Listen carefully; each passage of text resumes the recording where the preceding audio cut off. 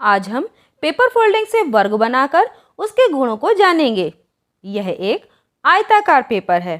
Paper की चौड़ाई वाली भुजा को लंबाई वाली भुजा पर मोड़ दीजिए। शेष बचे पेपर को काटकर अलग कर दीजिए। अब पेपर से जो आकृति बन रही है वो एक चतुर्भुज है। चतुर्भुज की चार भुजाएं AB, BC, CD व DA को एक के ऊपर एक रखकर नापने पर चारों भुजाओं की माप समान है। अब सभी अंतःकोणों की माप चांदे से कीजिए। सभी अंतःकोण 90 डिग्री के हैं।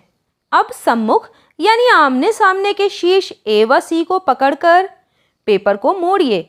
जो रेखाखंड AC प्राप्त हो रहा है वो चतुर्भुज ABCD का एक विकर्ण है। इसी प्रकार सम्मुख शीर्ष B व D को पकड़कर पेपर को मोड़कर BD विकर्ण प्राप्त कीजिए। विकर्णों के कटान बिंदु पर O अंकित कीजिए। AC विकर्ण को बिंदु O से मोड़ने पर OA व OC बराबर हैं। इसी प्रकार BD विकर्ण को बिंदु O से मोड़ने पर OB व OD बराबर हैं। इसका मतलब है कि दोनों विकर्ण एक दूसरे को समद्विभाजित कर रहे हैं। मापने पर दोनों विकर्ण एक दूसरे को 90 डिग्री पर समद्विभाजित कर रहे हैं। मापने पर विकर्ण AC व BD के आधे भाग OC व OD बराबर हैं, अतः विकर्ण AC व BD बराबर हैं।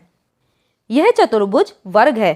अब यदि एक आयताकार पेपर के अंदर वर्ग बनाना है तो पेपर को लंबाई व चौड़ाई वाली भुजा से मोड़िए। पेपर चार भागों में बंट जाएगा। अब मुड़े पेपर की चौड़ाई वाली भुजा को लंबाई वाली भुजा पर रखकर पेपर को थोड़ा सा मोड़कर मोड़ का निशान प्राप्त कीजिए। मोड़ के निशानों पर स्केच पेन से निशान लगाइए।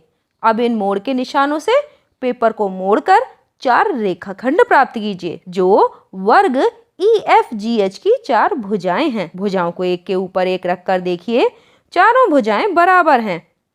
अब सभी अंतःकोणों को चांदे से नापने पर सभी अंतःकोण 90 डिग्री के हैं। EG व HF विकर्ण है। O विकर्ण EG व HF का समद्विभाजक बिंदु है। चांदे से नापने पर विकर्ण एक दूसरे को 90 डिग्री पर समद्विभाजित कर रहे हैं। वह दोनों विकर्ण के आधे भाग OH व OG बराबर हैं, अतः विकर्ण EG व HF बराबर हैं। इस प्रकार हमने पाया कि वर्ग की चारों भुजाएं बराबर व चारों अंतःकोण 90 डिग्री के होते हैं।